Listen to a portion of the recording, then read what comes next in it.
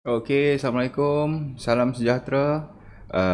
Ini adalah kelas PJPK bagi 22 Februari, hari Isnin.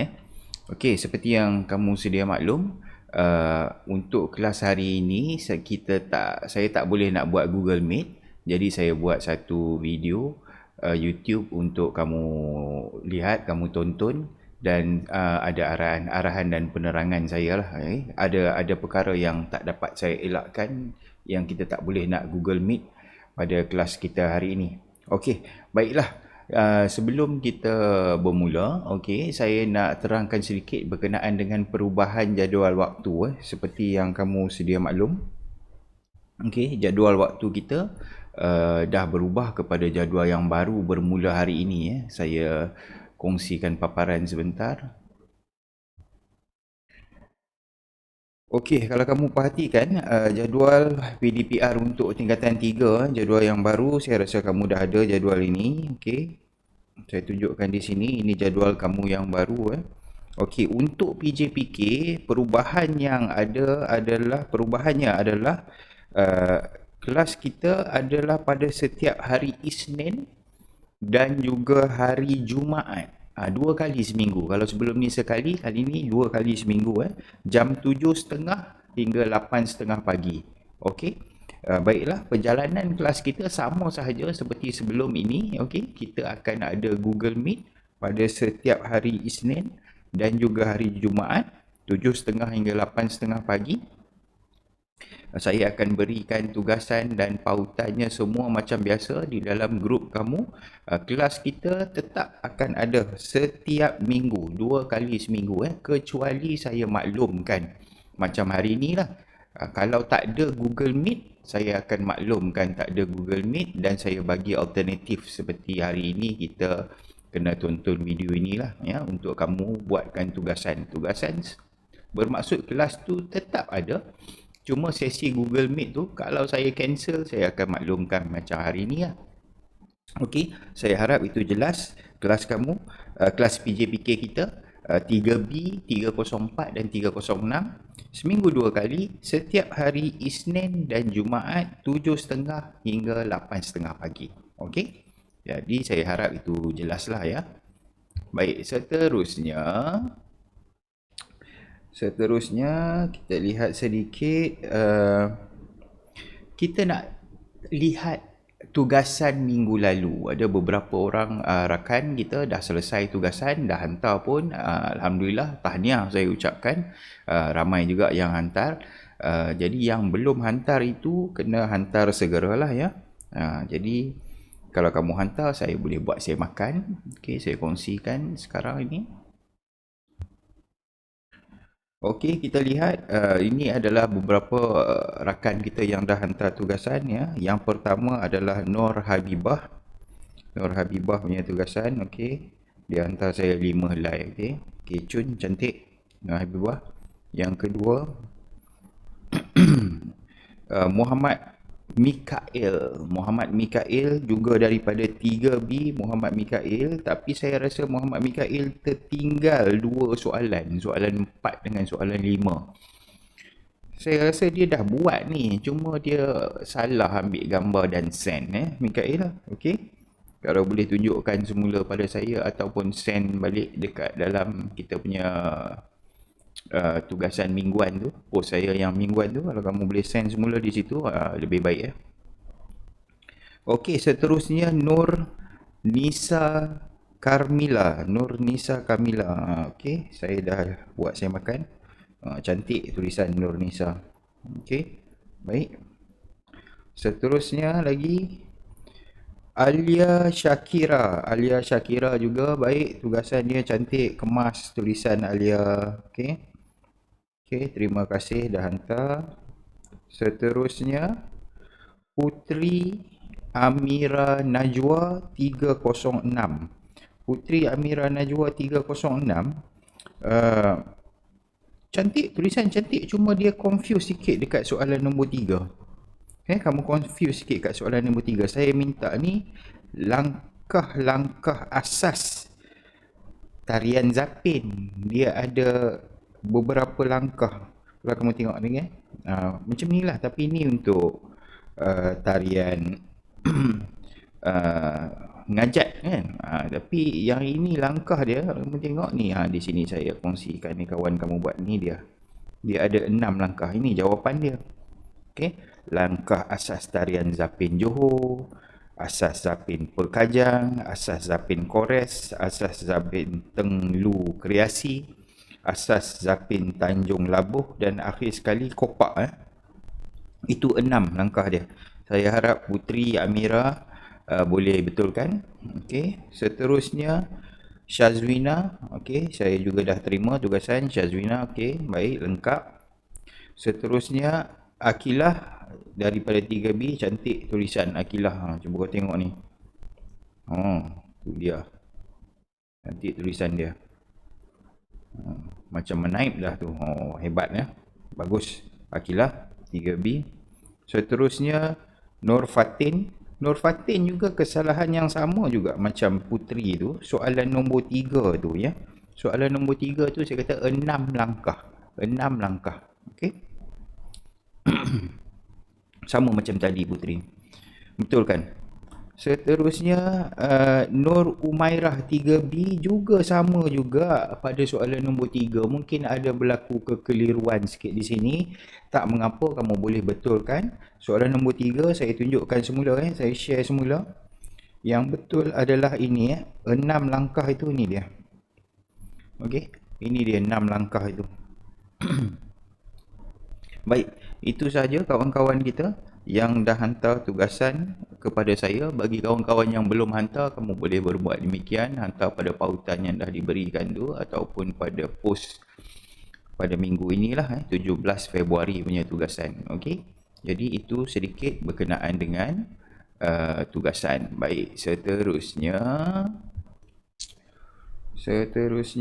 sebentar saya tengok balik. Okey, kita nak pergi kepada tajuk kita hari ini. Kita nak pergi pada tajuk kita hari ini. Saya kongsikan dulu sebentar.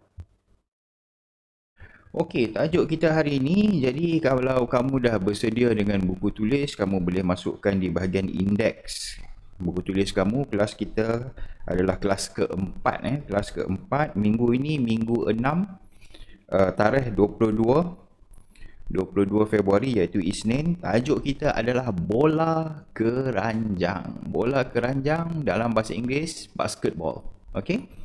Okey, ini adalah bola keranjang tajuk kita. Baik, kita terus sahaja nak lihat tajuk kita untuk hari ini. Sekejap saya cari paparannya.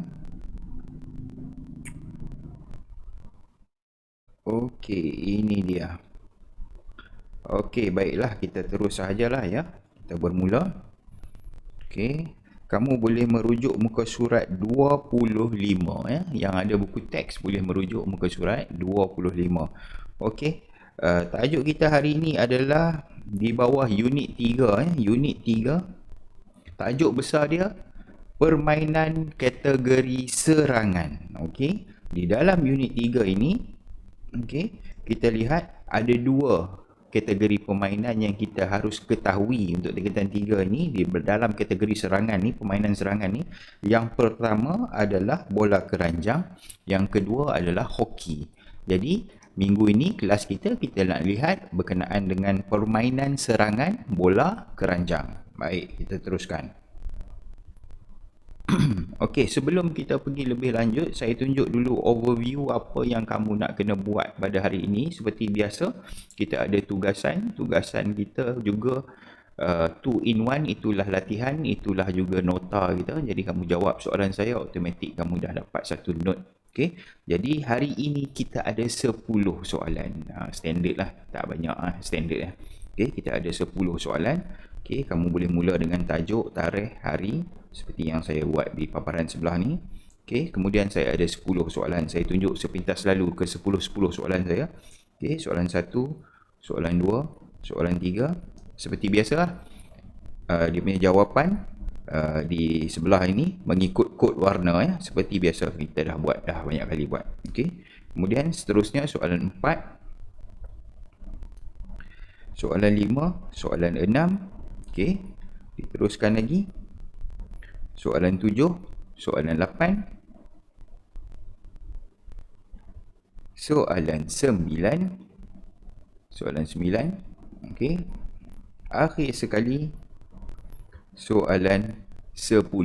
Okey, berakhir soalan 10 pada muka surat 32, buku teks 32. Baik, sama-sama kita tengok satu per satu ya. Penerangan pun ringkas-ringkas sajalah. Okey. Baik, ini adalah berkaitan dengan bola keranjang. Mungkin ada kawan-kawan kita yang memang expert main bola keranjang. Mungkin ada kawan-kawan kita yang tak pernah main bola keranjang. Tak mengapa, di dalam tajuk ini dia akan maklumkan kepada kita beberapa perkara-perkara asas berkenaan dengan permainan bola keranjang. Yang dah expert, alhamdulillah, ini tajuk mudah bagi kamu. Okey, yang belum pernah cuba, belum pernah main bola keranjang, kita lihat maklumat-maklumat asas. Semestinya kita tak boleh main lagi sekarang lah. Tunggulah nanti pembukaan sekolah pada bulan April, insya-Allah kita akan main bersama-sama. Jadi untuk hari ini kita tengok dulu teori-teori dia apa sikit-sikit berkenaan dengan bola keranjang. Baik, kita lihat terus kepada soalan 1. Okey, dia tanya kita, direct dia tanya kita, ada berapa orang pemain dalam satu pasukan bola keranjang? Ada berapa orang pemain dalam satu pasukan bola keranjang? Tag warna merah soalan 1, tag warna merah. Okey, kita tengok di sini.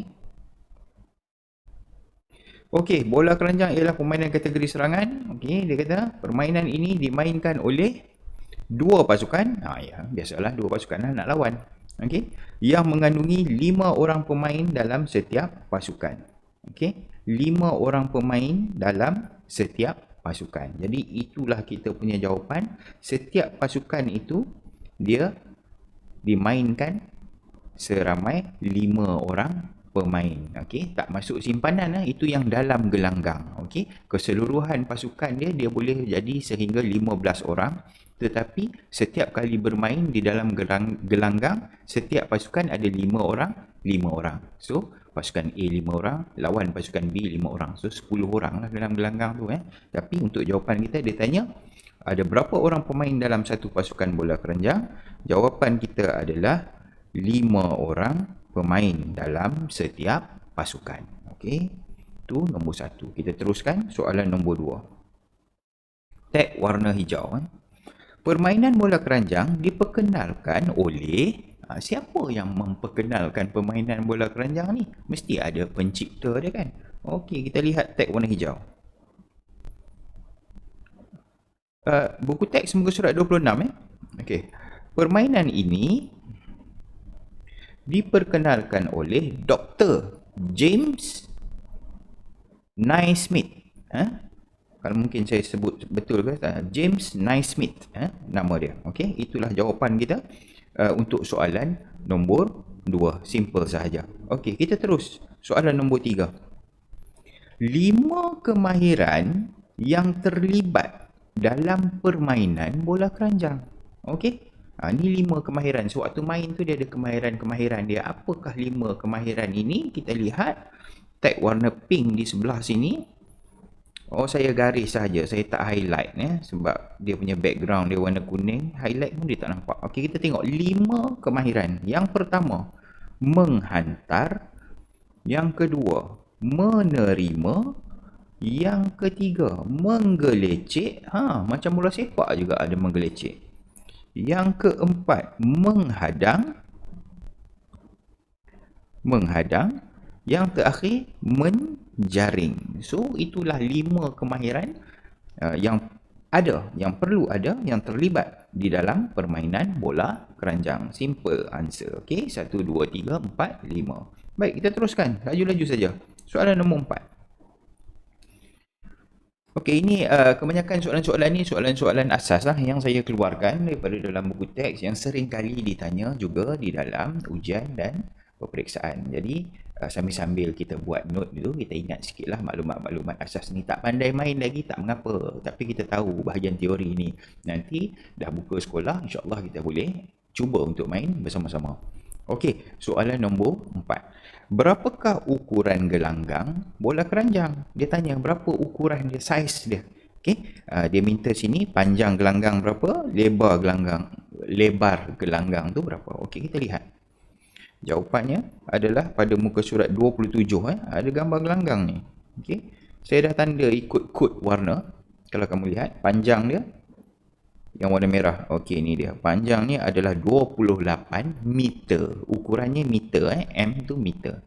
Okey. Lebarnya pula adalah 15 meter. Okey, itulah jawapan kita. Panjang dia 28 meter, lebar dia 15 meter. Okey, kita teruskan lagi soalan seterusnya. Masih berkaitan dengan saiz dan ukuran. Kita lihat ukuran gelanggang. Berapakah ketinggian jaring bola keranjang? Jaring tu berapa tinggi dia? Okey, kita tengok tag warna ungu. Okey, di sini pada gambar rajah ni diterangkan kepada kita. Ini dia ketinggian jaring bola keranjang itu adalah 3.048 meter. Tinggi ya. 3.048 meter. Dua kali ganda kurang lebih lah ukuran kebanyakan orang di Asia ni ya. Kita lebih kurang dalam 1 meter 1.6, 1.7, 1.8. Tinggi lah tu 1.8 tu.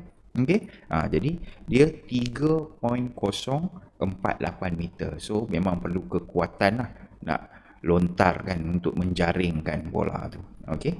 Itulah dianya soalan nombor 5. Baik, masih lagi di dalam soalan-soalan berbentuk teknikal. Dia tanya kita soalan nombor 6. Kita lihat sekarang. Spesifikasi bagi bola. Okey, bola keranjang tu dia ada spesifikasinya. Okey, mengikut buku teks kita dia bahagikan kepada dua kategori, iaitu perempuan sekolah menengah dan juga lelaki sekolah menengah. Okey, kita lihat satu persatu. Jawapannya adalah pada muka surat 27 pada jadual di bahagian bawah ni. Okey, kita lihat. Dia tanya kita apa? Saiz bola, berat bola dan juga lilitan bola. Okey, kita lihat dulu kategori pertama, iaitu bagi kategori perempuan sekolah menengah. Bola bersaiz nombor 6. Bola saiz nombor 6. Okey. Bola saiz nombor 6. Berat dia antara 510 hingga 567 gram bolanya. Lilitan bola pula adalah 71.4 hingga 73.7 cm. Ini bola standardnya ya. Untuk pertandingan, inilah bola standardnya. Baik, kategori kedua, iaitu bagi kategori lelaki sekolah menengah. Saiz bola adalah saiz nombor 7, saiz 7. Berat bola adalah 567 hingga 650 gram. Okey. Lilitan bola adalah 74.9 hingga 78 cm.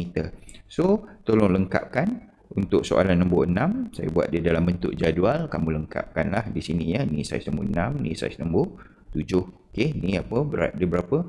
Okey, lilitan dia berapa? Kamu masukkan di dalam jadual tersebut. Baik, kita teruskan soalan nombor 7. Okey, soalan nombor 7 dia tanya kita terdapat 3 jenis hantaran asas. Terdapat 3 jenis hantaran asas. Kita nak passing bola tu. Okey. Jadi terdapat 3 jenis hantaran asas. Tag warna merah. Kita perhatikan. Okey, ini dia. Dia maklumkan kepada kita ya. Terdapat 3 jenis hantaran asas dalam permainan bola keranjang. Okey, iaitu yang pertama hantaran paras dada. Okey, hantaran paras dada. Hantaran lantun yang kedua, yang ketiga hantaran atas kepala. Daripada atas overhead ya, hantaran lantun ke bawah. Okey, memanglah kita tengok teori je lah hari ni. Nak tunjuk pun agak sukar saya nak tunjuk kan. Tetapi tak apa, akhir sekali saya ada video demonstrasi juga. Kamu boleh tengok sendiri di YouTube. Sebenarnya ada banyak pun, tapi saya dah kompilasikan beberapa video asas basketball ataupun bola keranjang yang agak menarik. Kamu boleh lihat demonstrasinya pada akhir sekali nanti. Okey, ini kita tengok teori. Okey, itu 3 jawapan bagi 3 jenis hantaran asas. Lagi sekali, hantaran paras dada, hantaran lantun dan juga hantaran atas kepala. Baik, diteruskan soalan nombor 8. Oi, laju kita. Sekejap je. Apakah maksud kedudukan ancaman 3? Oh, dia ada istilah dia yang tersendiri di dalam bola keranjang ni. Dia panggil kedudukan ancaman 3. Apa itu kedudukan ancaman 3? Kita lihat tag warna hijau soalan nombor 8. Okey, saya baca sedikit ayat dia ya. Salah satu kedudukan yang penting dalam permainan bola keranjang, dia ni macam formasi lah ya, ialah kedudukan ancaman 3 ataupun bahasa Inggeris dia triple threat ya, triple threat. Kedudukan ini memberi seseorang pemain 3 pilihan tindakan, 3 pilihan tindakan selepas menerima bola. Bila dia dapat saja bola, dia ada 3 pilihan tindakan. Apa yang dia boleh buat? Iaitu untuk menjaring, menghantar atau menggelecek. Itu maksud dia kedudukan ancaman 3 ni.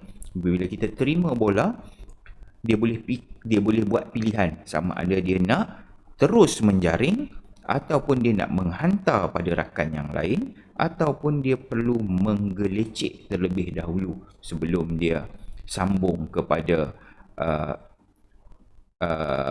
formasi ataupun serangan yang lain lah ya. Okey, itu 3. So jawapan kita adalah kedudukan ini memberikan seseorang pemain menjaring, menghantar atau menggelecek.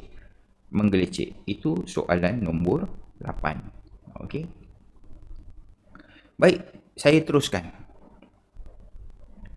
Okey, muka surat 29 tak ada. Okey, muka surat 30 sekarang ini. Okey, dia tanya kita. 2 perkara yang tidak boleh dilakukan sewaktu menggelecek. Oh, dia ada juga dia punya restriction. Apa yang tak boleh? Ya, kita tengok 2 perkara yang tidak boleh dilakukan sewaktu menggelecek. Okey, tag warna orange. Okey. Yang pertama, kita tengok ni, saya baca sikit ayat dia daripada atas. Jika seseorang pemain berhenti menggelecek bola, dia mesti menghantar atau melakukan cubaan untuk menjaring. Okey, berhenti saja. Dia mesti hantar bola itu ataupun dia terus menjaring. Okey. Bola tidak boleh dilantun berterusan dengan 2 belah tangan. Itu undang-undang ataupun syarat dia yang pertama. Bola tidak boleh dilantun berterusan dengan 2 belah tangan.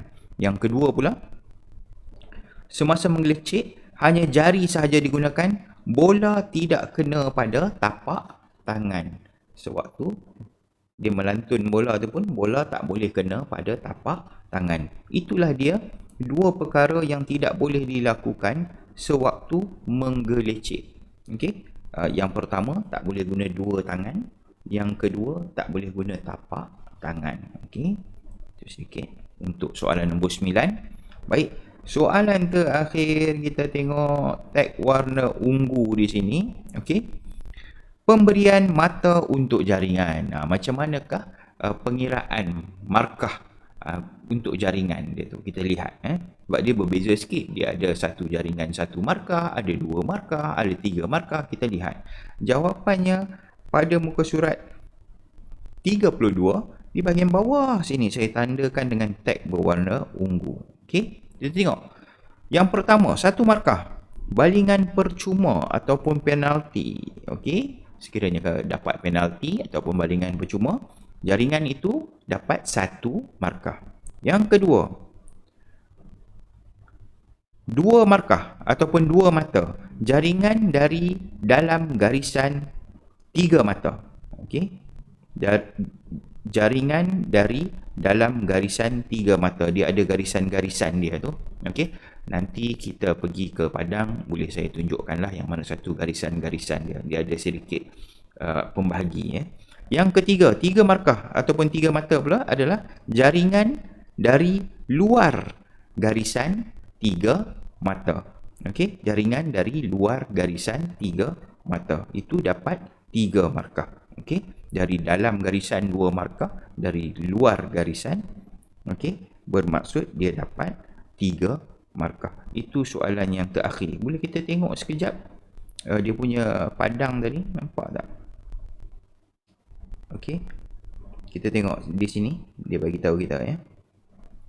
Okey, inilah garisan yang dia maksudkan tadi. Okey, ini dia garisan tu yang dia maksudkan. Okey, kalau kamu baling di dalam, kedudukan kamu di sini, kamu baling masuk, ini dapat 2 markah. Kalau kamu di luar garisan, kamu duduk di sini, baling bola masuk, ini akan dapat 3 markah.